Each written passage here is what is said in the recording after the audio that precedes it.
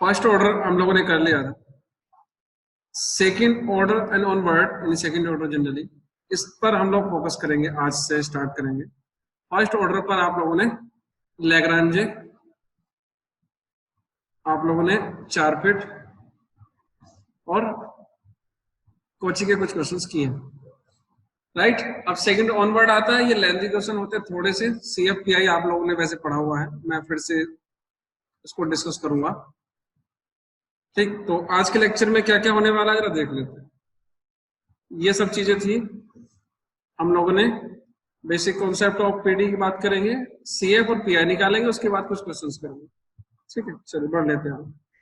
सबसे पहले अगर मैं डिस्कस करूं पार्शियल डिफरेंशियल इक्वेशन पर, तो या तो वो फर्स्ट ऑर्डर है या सेकंड ऑर्डर ऑनवर्ड है, समझिए, इसको हटाइए। तो फर्स्ट ऑर्डर पार्शियल को ब्रेक करूं तो फर्स्ट ऑर्डर की होगी या सेकंड ऑर्डर ऑनवर्ड की होगी। फर्स्ट ऑर्डर पर मैं डिस्कस नहीं कर रहा हूं क्योंकि हम पहले कर चुके हैं, लैग्रांजे, चारपिट और कोची पर कर चुके, इसको हटाइए।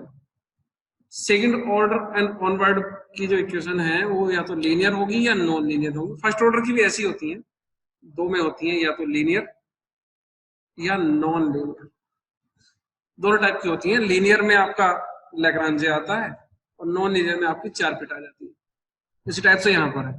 तो इसको हटाने के बाद सेकंड ऑर्डर में लीनियर और नॉन लीनियर किस टाइप की इक्वेशन है मैं समझा भी दूंगा यहाँ पे। अभी नॉन लीनियर किस टाइप को यहाँ पे दिखा देता हूँ। फिर कांस्टेंट कोएफिशिएंट और नॉन कांस्टेंट, इसमें होमोजेनियस और नॉन होमोजेनियस इक्वेशंस होती हैं। ये क्या क्या टर्म है हर एक को मैं समझा देता हूँ अच्छे से जरा। सबसे पहले ऑर्डर पे आ जाता हूँ जल्दी जल्दी से। ऑर्डर और डिग्री की अगर बात करते हैं कभी, तो इससे पहले लेक्चर में हम लोग ये डिस्कस कर चुके हैं, ठीक है। यहाँ देखिएगा, यहाँ पर आप देखिएगा कि जो ये इसका ऑर्डर है ये है फर्स्ट और इसका है सेकंड, जो डेरिवेटिव है वो हाईएस्ट कितना है 2 का, इसी को इसका ऑर्डर बोलते हैं। ये आप लोग बहुत इजीली जानते हैं, इसको मैं पहले भी डिस्कस कर चुका हूँ। और इसी की जो पावर होती है इसको डिग्री बोलते हैं, राइट। इसी टाइप से यहाँ पर है, यहाँ पर आप देखोगे तो ये आप लोगों का ऑर्डर है और डिग्री इसकी 1 है, इसकी काउंट नहीं होगी, ये भी हम डिस्कस कर चुके हैं कि जो सेकंड हाईएस्ट ऑर्डर होता है उसी की जो पावर होगी उसी को हम लोग डिग्री बोलते हैं, इसको काउंट नहीं करेंगे। ये हुई ODE की बात। Same to same partial differential में भी ऐसे ही होता है। यहाँ देखो ये सेकंड ऑर्डर की है, ये भी सेकंड ऑर्डर की है, दैट मींस इक्वेशन होगी second order. Same to same order और डिग्री की बात होगी। अब लीनियर और नॉन लीनियर की बात करूं मैं अगर, तो इस टाइप की इक्वेशंस। लीनियर में सबसे सिंपल लैंग्वेज है, लीनियर में क्या होता है 1 1 1, उसकी जो पावर होती है वो 1 होती है हमेशा। 1 से लेफ्ट या राइट चले तो समझो वो नॉन लीनियर में काउंट होती है।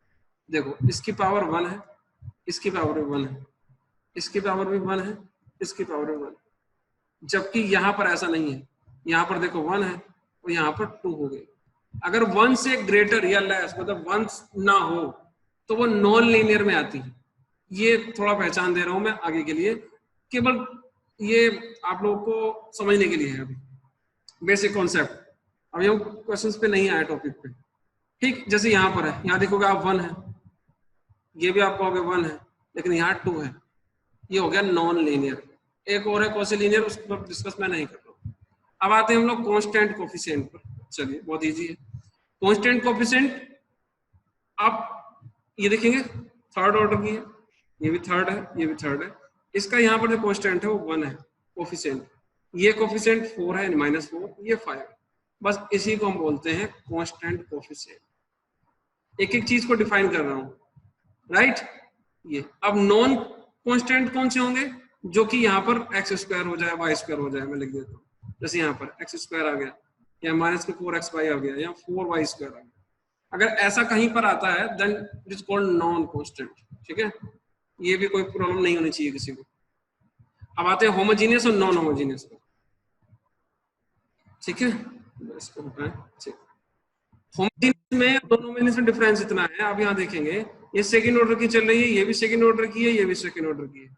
जबकि नॉन में यहाँ देखो सेकंड ऑर्डर है, सेकंड ऑर्डर है, सेकंड ऑर्डर है, यहाँ फर्स्ट ऑर्डर। अचानक से इस टाइप से चेंज हो रहा है, मींस इक्वल नहीं है, देन वो नॉन होमोजेनियस, ये वाला। और होमोजेनियस में इसका ऑर्डर भी 2 है, इसका भी 2 है, इसका भी 2 है, तो ये होमोजेनियस। अगर यहाँ 3 यहाँ 3 यहाँ 3 होता तो भी ये होमोजेनियस होता।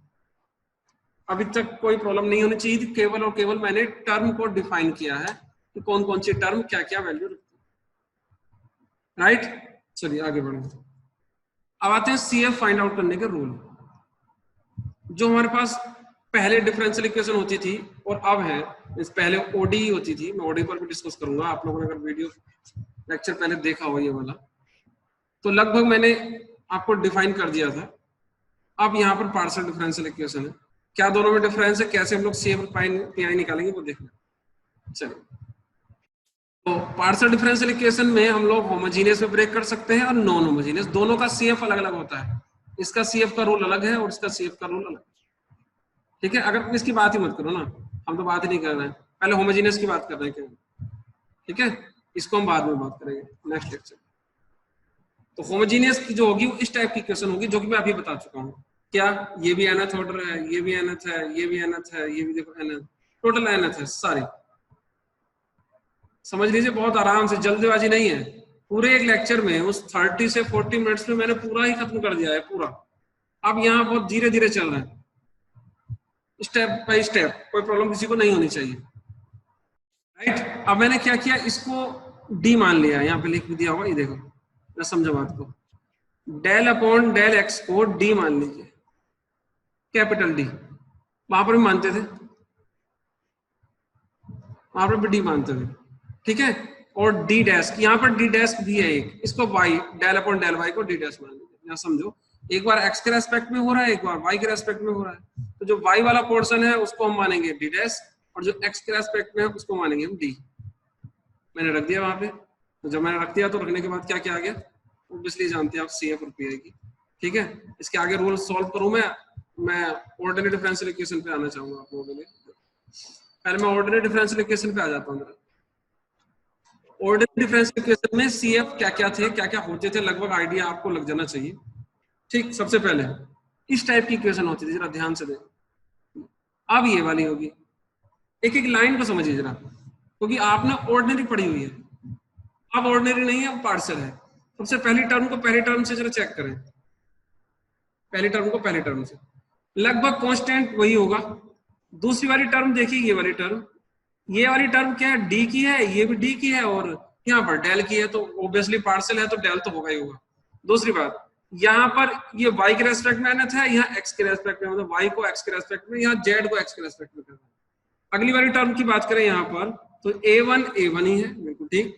अगली वाली टर्म जो है xn-1, ये यहाँ पर ही है, लेकिन यहाँ पर एक y टर्म और आ जाएगा, क्योंकि यहाँ y होता ही नहीं था, यहाँ y तो डिपेंडेंट वेरिएबल था, यहाँ y is the function of, यहाँ z is the function of x y, दोनों में डिफरेंस है। अब दो में चल रहा है तो दोनों साथ साथ चलेंगे, यहाँ पर दोनों चलेंगे। चलिए, सेम टू सेम लगभग ऐसे ये वाली इक्वेशन यहाँ पर देखिए, यहाँ केवल पहले x का फंक्शन होता था, अब यहाँ x और y दोनों का होगा। इस कुल मिला के इन शॉर्ट, जो काम पहले x में चल रहा था अब x और y में चलेगा।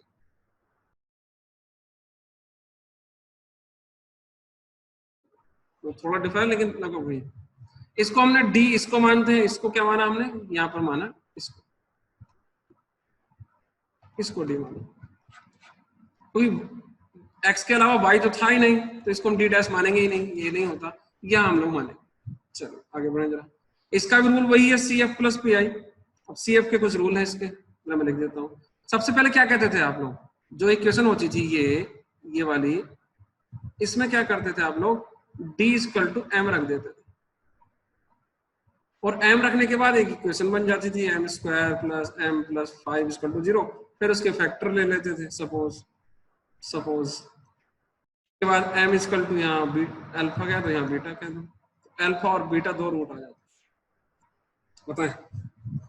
तो ये हो जाता था, बहुत इजी आप लोग काम करते थे d इक्वल टू m रखने से। चलिए मैं रख देता हूँ, जब ये m रखते थे तो सॉल्व कर लेते थे हम लोग, और इस टाइप की क्वेश्चन CF निकालने का फॉर्मूला ये हो जाता था, क्या, C1 e to the power m1x plus C2 e to the power m2x।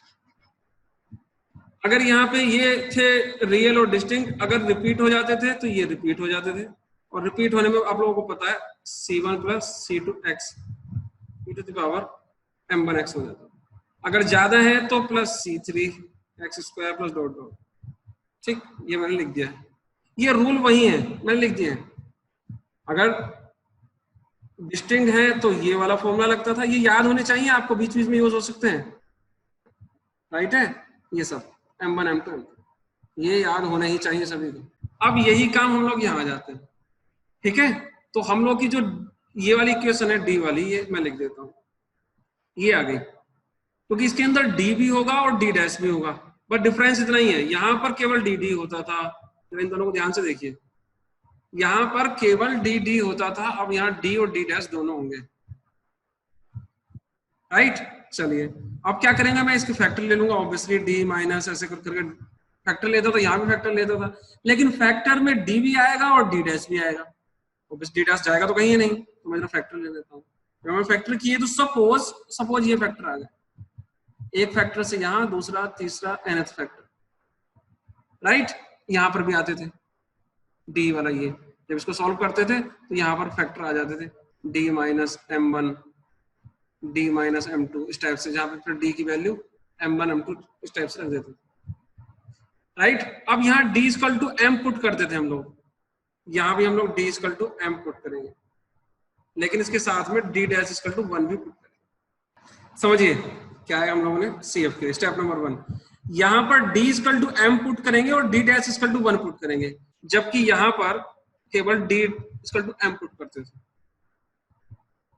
Parallel लेके चल रहा हूं, जैसे कि वहां पर है सेम टू सेम, आप लोग कोई प्रॉब्लम ना आए आपको। जब डी इक्वल टू एम और D dash equal to 1 put करेंगे तो ये वाली इक्वेशंस कन्वर्ट हो जाएगी, ये डी हट जाएगा, यानी ये हो जाएगा डी, ये आ गई। यहाँ पर ये भी वैल्यू यहीं आती थी, सेम वहीं पे आ जाती है, घूम फिर के वहीं पे आ गए, जहां ये थे वहां ये है। यहाँ 1 तो मानेंगे ही ना हम लोग, 1 मान के ये वैल्यू आ गई, यहाँ पर भी आ गई थी, बस। अब केस स्टार्ट होते हैं। केस नंबर 1, जब ये डिस्टिंक्ट है M1 M2 M3, ये देखो केस नंबर 1, जब M1 M2 Mn जो है वो डिस्टिंक्ट है। अब ये डिस्टिंक्ट है, रियल वर्ड नहीं है, रियल नहीं बोला मैंने, यहाँ पर बोला रियल डिस्टिंक्ट, यहाँ डिस्टिंक्ट है तब, ठीक। तो इसका फॉर्मूला होता है CF equal to function number 1 y plus M1x plus function number 2 y plus M2x। इसको ध्यान से देख लीजिए, एक को देखो, बस एक को, इसको एक से मैच करा के देखो। जो यहाँ दोनों में डिफरेंस कितना है, यहाँ होता था C1 e to the power M1x, ठीक है, यहाँ लिख देते हैं C1 e to the power M1x। अब जरा ये दोनों में डिफरेंस देख लीजिए, यहाँ C1 एक आर्बिट्री कांस्टेंट होता था, यहाँ F1 एक आर्बिट्री फंक्शन है। दोनों स्टार्टिंग दोनों कहां से हो रही, समझो C1 से ही हो रही ना, तो C1 यहाँ F1 यहाँ, तो ये होगी F1 से, प्लस अंदर होता था e to the power M1x, इस बार होगा y plus mx, y plus mx, बस ये समझ लीजिए काम हो जाएगा। बहुत इजी है, बहुत इजी, कोई प्रॉब्लम नहीं होनी चाहिए आपको। तो function number 1 y plus M1x, दूसरे में होगा function number 2 y plus M2x, dot dot dot dot nth term. ये तब है जब ये डिस्टिंक्ट है, यहाँ पर भी रियल और डिस्टिंक्ट है। अब ये रिपीटेड होंगे तो यहाँ भी रिपीटेड होंगे, टाइप के अगर रिपीटेड है तो आप लोगों का फंक्शन ये हो जाएगा, राइट। तीसरा, अगर इमेजिनरी रूट है तो इमेजिनरी रूट का कोई रूल नहीं है अलग से, ये हम लोग इसी में लिख देंगे फर्स्ट में, ठीक है। केस नंबर फर्स्ट में हम लोग इसको काम चला लेंगे, जबकि यहाँ पर इमेजिनरी का दूसरा रूल था, इसलिए यहाँ पर लिखा नहीं है रियल। जरा देखो, ध्यान से देखो जरा, इसको इससे पैरेलल मिलाओ, इसमें क्या लिखा हुआ है, आर डिस्टिंक्ट, इसमें लिखा है रियल एंड डिस्टिंक्ट। ये कह रहा है रियल के लिए ये है, इसने नहीं कहा रियल के लिए है, यहाँ कहीं पर भी रियल वर्ड नहीं है, इसका मतलब रियल और कॉम्प्लेक्स दोनों के लिए काम चल जाएगा। तो यहाँ पर जो 2-3 मेथड थे, ये सिंपल 2 मेथड में कन्वर्ट हो गए। और 2 भी क्यों कहूँ मैं, एक ही कहूँ ना, एक मेथड है, दूसरे में तो एक्स से मल्टीप्लाई हो रही है। तो बस आपको केवल और केवल ये फॉर्मूला याद करना है, क्या, function number 1 y plus M1x। जरा सब लोग function number 1 y plus M1x plus function number 2 y2 plus M2x 5 बार लिख के दिखाओ मुझे जरा कहीं पर, रफ या फेयर। चलिए अब आते हैं हम लोग पीआई पर, ठीक। तो पीआई के रूल पहले मैं पुराने वाले ऑर्डरी डिफरेंशियल इक्वेशन के बताऊंगा और फिर मैं पार्शियल डिफरेंशियल इक्वेशन के बताऊंगा क्या क्या आप लोगों ने पढ़े थे और क्या लगभग वैसे से हैं। तो पैरेलल है, मैं सारे फॉर्मूले भी आज ही एक ही दिन में बता दूंगा तो भी कोई बड़ा काम नहीं है, आप लोग पीडीएफ मिल जाएगी तो उसको रिवाइज एक साथ एक को भी मतलब फिल्टर करके आराम से बहुत इजी वे में दिया है मैंने, ठीक है। और अगर मैं वही कि एक ही मेथड बताऊं आज उसी पे न्यूमेरिकल कराऊं वो भी सही है, लेकिन इतना टफ नहीं है ना जिसमें मैं बार बार टाइम दूं। आप चाहो तो एक ही को लर्न करो, बाकी को टच मत करना, कोई बात नहीं। अगर आपको ऐसा लग रहा है कि एक साथ 3 या 4 बता दिए, चलिए। ऑर्डिनरी डिफरेंशियल इक्वेशन, पहले मैं जल्दी से इसको देख लेता हूँ। Case number 1, ordinary differential equation. सबसे पहले आप लोगों ने जो पीआई निकालने का रूल था, सबसे पहले ये पढ़ा होगा, ई की पावर ए एक्स, ई की पावर ए एक्स। वाह वाह, क्या अच्छा फॉर्मूला था आप लोगों का। इसमें इससे इजी कोई पीआई निकालने का रूल ही नहीं है। इसमें क्या है, केवल जो ए है उसको उठा के डी में रख दीजिए, जो ए होता था उसको उठाइए और डी में रख दीजिए, डी को रिप्लेस कर दीजिए ए से इनडायरेक्टली। ये बात ये लिखा है इन्होंने यहाँ पे, देखो दिख रहा है, बहुत इजी आप लोगों ने पढ़ा है, इस पर मैं डिस्कस नहीं कर रहा हूँ बार बार, लेकिन यहाँ दिखा देता हूँ। अगर ये फेल हो जाता था केस तो एक्स से मल्टीप्लाई कर देते थे और इसका डिफरेंशिएशन एफ डैश डी कर देते थे, उसके बाद रख देते थे, जाएगा नहीं बच के हमसे।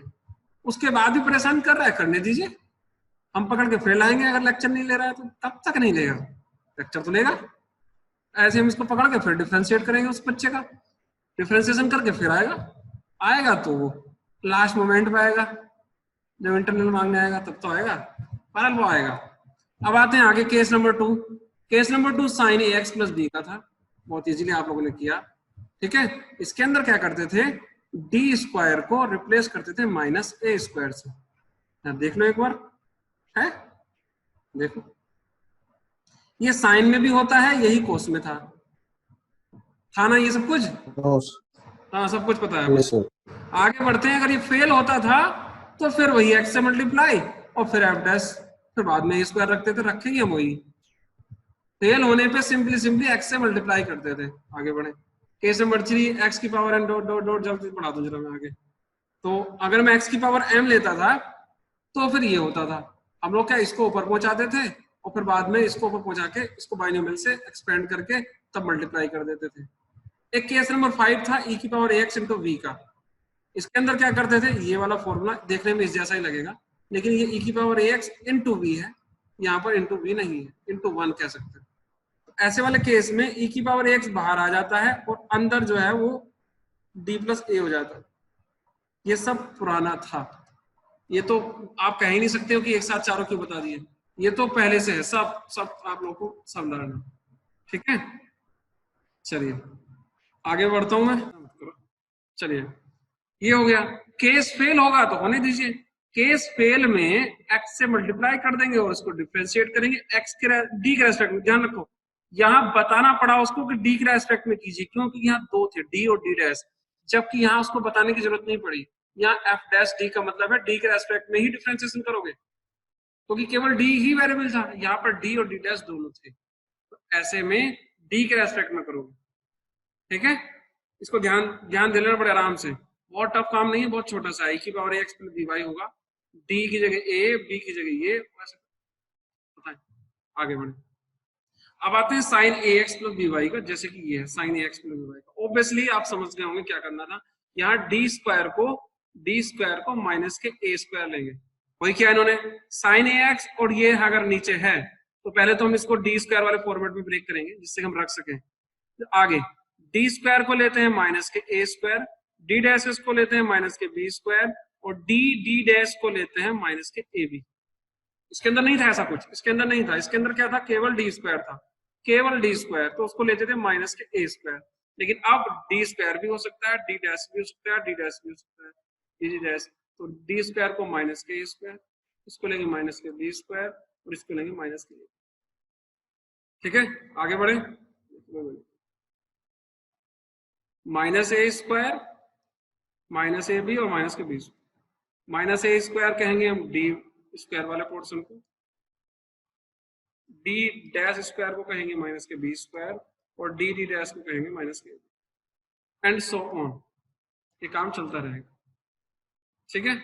आगे बढ़े, एक्स की पावर एम बाई की पावर एन वाला केस, जैसे यहाँ था एक्स की पावर एम, यहाँ बाई नहीं होता था, यहाँ बाई भी होगा, यहाँ पर सेम है, यहाँ ऊपर ले जाके ऐसे करते थे, यहाँ भी करेंगे, इसको ऊपर ले जाएंगे फिर बाद में एक्सपेंड कर देंगे, कैसे करेंगे इस पर ध्यान मत दो, जब आएगा मैं बता दूंगा आपको।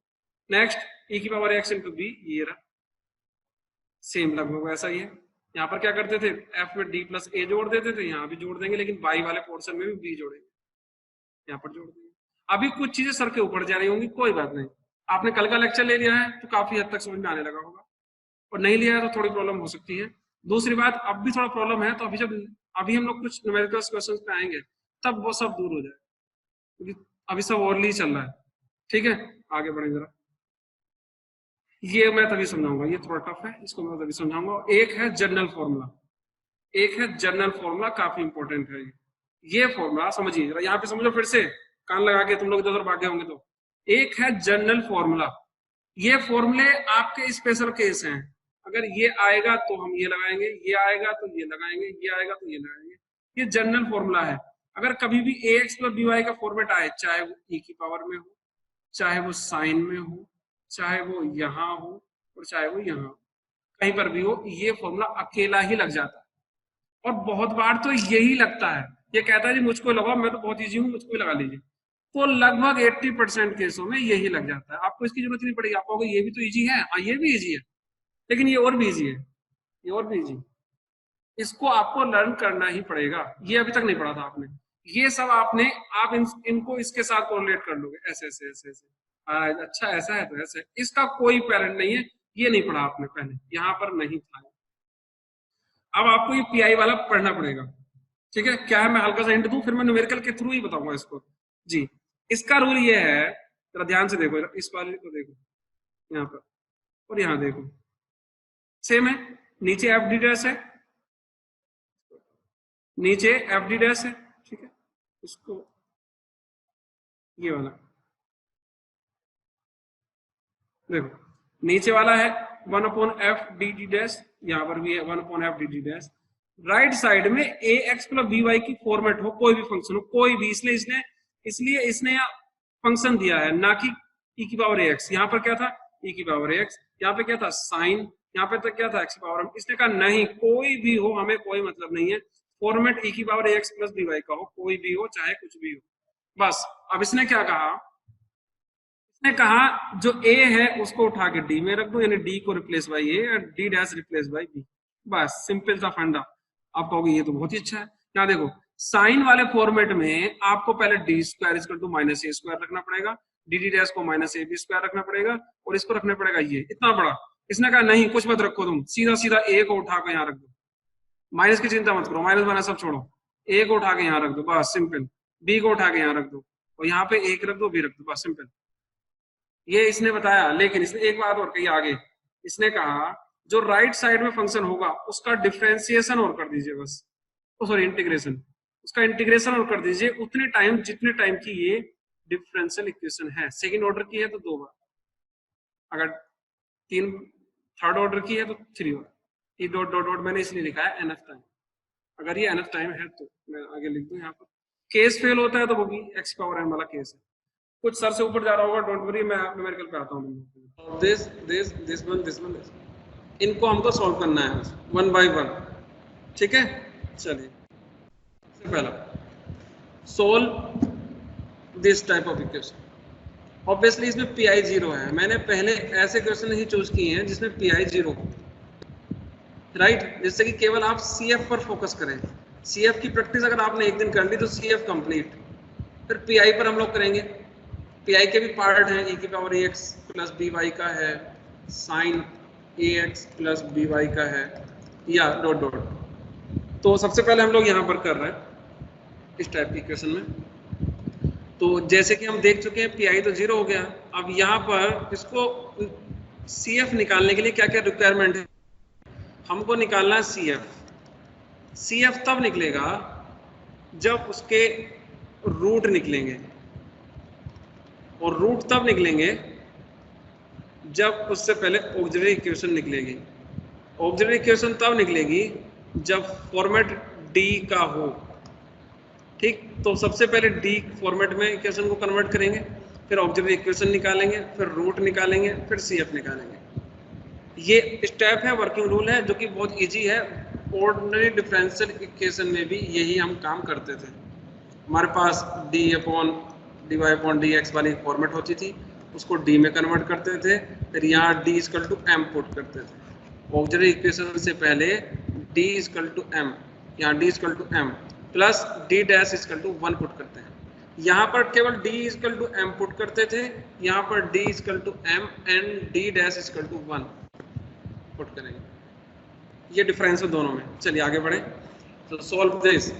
सबसे पहले मैं क्या करता हूँ, इसको डी में कन्वर्ट करता हूँ पूरे, जिसके बाद फिर मैं आगे बढ़ूँ। तो del upon del x is d और del upon del y is equal to d dash. ये नोटेशन होते हैं, इसको नोट कर लीजिए।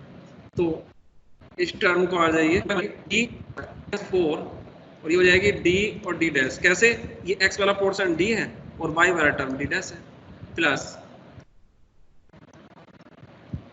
प्लस 4 और ये हो जाएगा डी डैश का स्क्वायर। इसको मिटा दे सकते, फेयर लिख दें।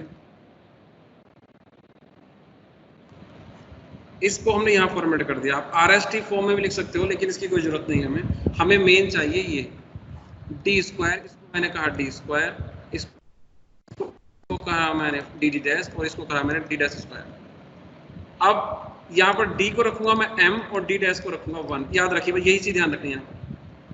यहाँ पर होमोजीनियस में यही रखना है, नॉन होमोजीनियस में क्या रखेंगे वो अभी मैंने आपसे बात नहीं की है। अभी फिलहाल डी होमोजीनियस की बात हो रही है, होमोजीनियस नॉन की बात नहीं हो रही।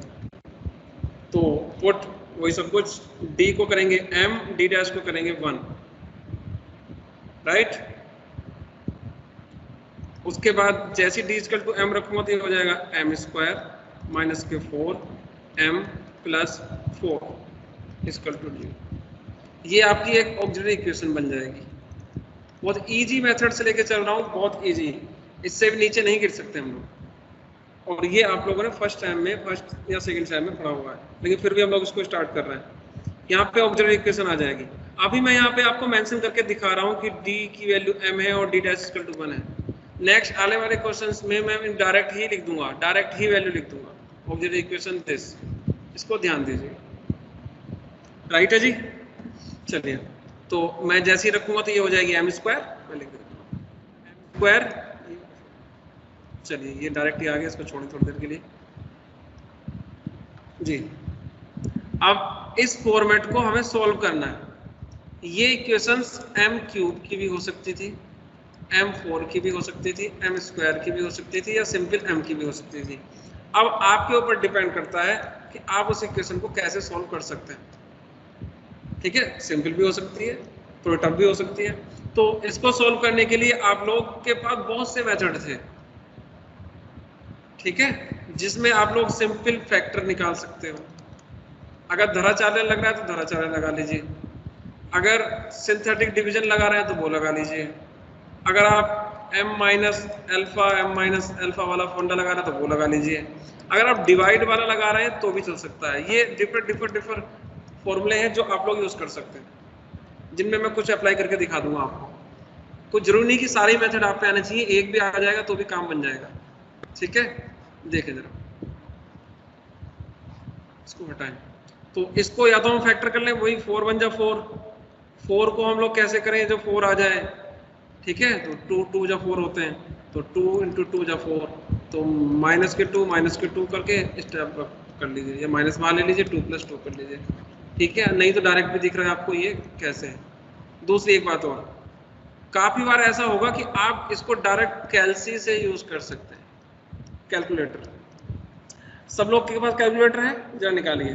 कैलसी में कोई एक या दो हैंड टू हैंड रिप्लाई देता है मुझे। आप मोड ऑप्शन है एक, सबसे पहले कैलसी अपने हाथ में लेंगे, लेफ्ट हैंड ले लो या राइट हैंड में ले लो, कोई परेशानी नहीं है। उसके बाद आप लोग उसका मोड ऑप्शन है, मोड पे क्लिक करें। 3 टाइम्स करने के बाद इक्वेशन मोड में आ जाएगी आपका कैलसी। जैसे आप करोगे तो सामने स्क्रीन पर आपको अननोन ऑप्शन नजर आएगा कि कितने अननोन है। ये वाला अननोन ऑप्शन कब यूज होता है? जब इक्वेशन इस टाइप की होती है, ax + by = c, ऐसी होती है ना, ये वाली a2x + b2y = c2। इस टाइप की इक्वेशन में हम लोग ये वाला अननोन वाला फॉर्मूला लगाते हैं। जब कभी इस टाइप की इक्वेशंस, लीनियर इक्वेशंस को सॉल्व करते हैं हम लोग, सिस्टम ऑफ लीनियर इक्वेशन, जो कि आपने मैट्रिक्स वगैरह में पढ़ी होगी, वहां पर हम लोग डायरेक्ट आंसर दे सकते थे। अब अगर 3 होते तो यहाँ पर हो जाएगा a1x plus b1y plus c1z equal to d1। अगर ये 3 अननोन होंगे तो यहाँ से काम चलेगा, लेकिन हम लोग इस पर बात नहीं कर रहे हैं अननोन पर। अननोन के आगे राइट साइड में एक ऑप्शन है डिग्री का, उस पर क्लिक कीजिए, वहां पर 2 और 3 का ऑप्शन आएगा। हम लोग के पास सेकंड ऑर्डर की है तो हम 2 पे क्लिक करेंगे। अगर 3 ऑर्डर की होती, जो कि शायद प्रीवियस लेक्चर में हमने एक क्वेश्चन किया था, तो हम 3 पे क्लिक करेंगे। अब जैसे आप क्लिक करेंगे वो पूछेगा आपसे ए की value, what is the value of a. A की वैल्यू हमेशा याद रखिए आप, हमेशा ये होती है जो यहाँ होती है, ए की वैल्यू 1। बी की वैल्यू वो होती है जो दूसरे वाले के सामने होती है -4, और सी की वैल्यू होती है लास्ट में होती है। अगर बाई चांस डी भी पूछेगा तो इसके आगे चलते रहेंगे। अब हो गया 4। जैसे आप ये प्रेस करोगे और इक्वल टू प्रेस करेंगे तो आपके पास एक आंसर आ जाएगा x की वैल्यू, क्योंकि ये सोच रहा है कि आपने इक्वेशन x में बनाई है। कोई बात नहीं है, हम लोग जानते हैं कि m में बनाई है, तो m की वैल्यू आ जाएगी 2। अगर इसके 3 आंसर होंगे तो वो इक्वल टू दबाने से तीनों लाइन से आते चले जाएंगे। जैसे सपोज 2, 3 और 4 4 आंसर आते, और भी आंसर आ सकते थे, लेकिन यहाँ 2 ही है तो 2 ही आएंगे। तो अगर प्रेस करने से आंसर डिफर करते हैं दैट मीन्स वो उसके आंसर हैं। अगर डिफर नहीं करते हैं तो फिर एक ही आंसर है, लेकिन वो रिपीटेड है कितनी बार, इतने टाइम्स। जी समझ गए? यानी m equal to 2 is the root of this equation, but ये आपका कोमा 2, m इक्वल टू 2,2 की यूज होगा। चलिए हो गया काम, कोई डाउट नहीं किसी को? क्योंकि हम लोग कैल्सी का यूज करेंगे बार बार इसमें अगर आता है तो। अब मैं क्या करूंगा, यहाँ पर m की वैल्यू लिख दूंगा कि m की वैल्यू आ गई 2 और 2। अब इसका जो सोल्यूशन आएगा यानी कि CF आएगा, CF का फॉर्मूला क्या था, क्योंकि रिपीटेड वाला फॉर्मूला है जी। तो हम लोगों का जो आंसर हो जाएगा वो हो जाएगा ये, function number 1 y plus 2x plus x, function number 2 y plus 2x। यही CF है। PI 0 है, PI हो गया 0, PI हो गया 0। बस आगे बढ़ते हैं, इसको थोड़ा रहने दे, इसको रहने दे, इस पे आई जी। सॉल्व दिस, स्टार्ट करें सब लोग। मैंने आपको ये 4-5 क्वेश्चन दिए थे, जिसमें सेकंड वालों को मैंने थोड़े टाइम के लिए रोक दिया है, ठीक है? उसको आप देख लीजिएगा, नहीं तो मैंने अभी दिखा दिया था। तो थोड़ा एक ट्रिक है, पहले इनको कर लीजिए फिर बता देते हैं। इसको लास्ट में डालना चाहिए था मुझे। चलिए तो बताएं जरा इसको कैसे सॉल्व करेंगे। ऑब्वियसली सबसे पहले डी में आप लोग जो कर सकते हैं वो करिए। अपना मोबाइल या लैपटॉप जो सामने है वो तो चलता ही रहेगा, आप लोग अपना पेन पेंसिल लीजिए, आपकी प्रैक्टिस के लिए हो रहा है। मैं ही करता रहूंगा तो मेरी ही प्रैक्टिस होगी, आपकी तो होगी नहीं कुछ। तो अपना मोबाइल लैपटॉप जो भी है सामने रखिए और अपना पेन से अपना नोटबुक में स्टार्ट कर दीजिए। कहाँ कहाँ डाउट आता रहेगा वो मैं सामने बताता रहूँगा। सभी लोग स्टार्ट हो जाए, ठीक है? ऑडियो तो आती रहेगी ना, मैं बताता रहूँगा, ऑडियो सुनते रहें, सामने काम करते रहें। जब लगे कुछ नया सा है तो आप सामने करके देख लें, समझिए। सबसे पहले मैं वही डेल अपॉन डेल एक्स को डी मान रहा हूँ। तो अगर आपको ऑडियो भी आ रही है ना तो इतना काम चल जाएगा, वीडियो देखने की कोई जरूरत नहीं है, अपना काम करते रहिए नीचे तक, ठीक है? सेकंड लगता है। अब ये करने के बाद ये डी में आ जाएगा, जेड को उधर पहुंचा दीजिए, d-1 और m की वैल्यू आ जाएगी, इसको मैं m में कन्वर्ट कर दूँ तो चलिए मैं कैसे कर रहा हूँ। ये आ जाएगी m² - 1। इसको सॉल्व किया तो m की वैल्यू प्लस माइनस में आ जाएगी 1, m की वैल्यू आ गई +-1, सबकी आ गई होगी। चलिए मैं आगे बढ़ता हूँ, इसका आंसर बता देता हूँ किस टाइप से हम लोग करेंगे। Function number 1 y plus x plus function number 2। आप फंक्शन नंबर 1 को f1 f2 मान सकते हो, फाई या साई मान सकते हो, इसकी कोई टेंशन नहीं है, ठीक है? Function number 2 y minus x, बस ठीक, कोई प्रॉब्लम नहीं है। PI इसका 0 है, बस तो दोनों को जोड़ देंगे आंसर। नेक्स्ट पे चलें जी, आइए फटाफट जल्दी से सॉल्व कीजिए। थर्ड, हम ज़्यादा से ज़्यादा न्यूमेरिकल्स करना चाह रहे हैं, जो भी एक्सरसाइज के क्वेश्चंस हैं सॉल्व हो जाएं। Solve this, d² minus dd dash minus 6d dash का स्क्वायर, राइट? आराम से लिख देंगे ऐसे। इसको फिर m² minus m minus 6 equal to 0। आप इसको with the help of calci करेंगे, कैल्सी। आप अपना माइंड अभी यूज मत करो, क्योंकि आप लोगों पे सॉल्व करना आता है पहले से। अगर कहीं प्रॉब्लम आएगी तो आप सॉल्व कर सकते हैं, कैसे 6 बन जाए ऐसे करके, लेकिन हमें अभी हमारे पास कैल्सी अलाउ होता है एग्जाम में, तो क्यों ना हम कैल्सी का यूज करना भी सीखें। तो m की वैल्यू -2 -3 आ गई। चलिए स्टार्ट करें जरा, सॉल्व किया हमने, m की वैल्यू आ गई -2 और -3, ऑब्वियसली डिस्टिंक्ट है, तो डिस्टिंक्ट का फॉर्मूला लगा दिया सबने।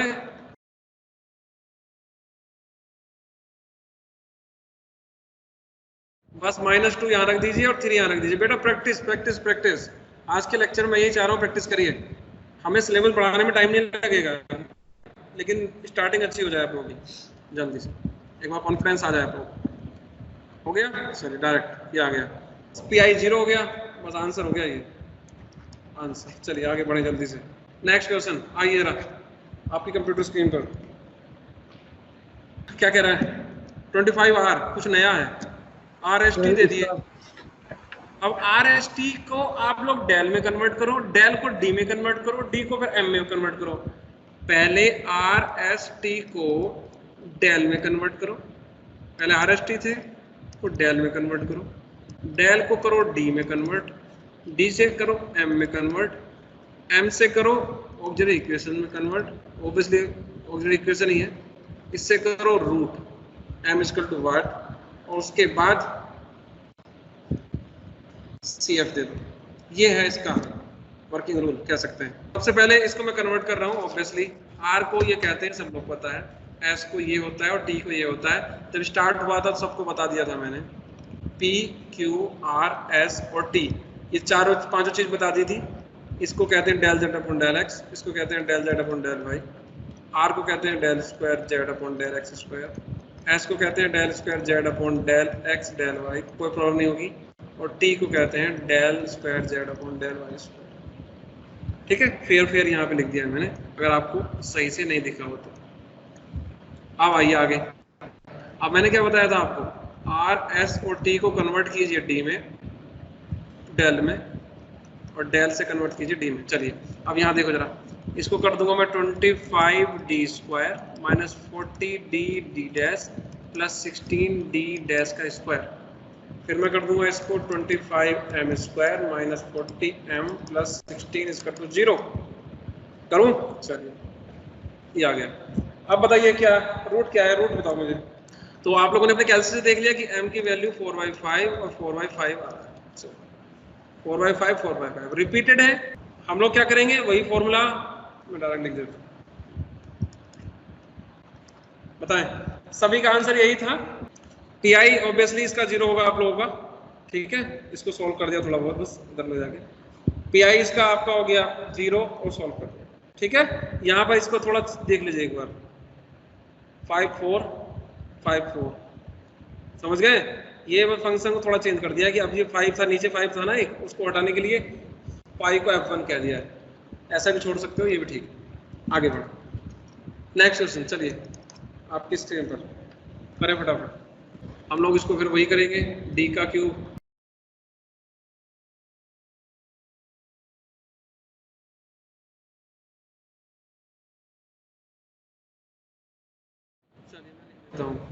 ये आ गया।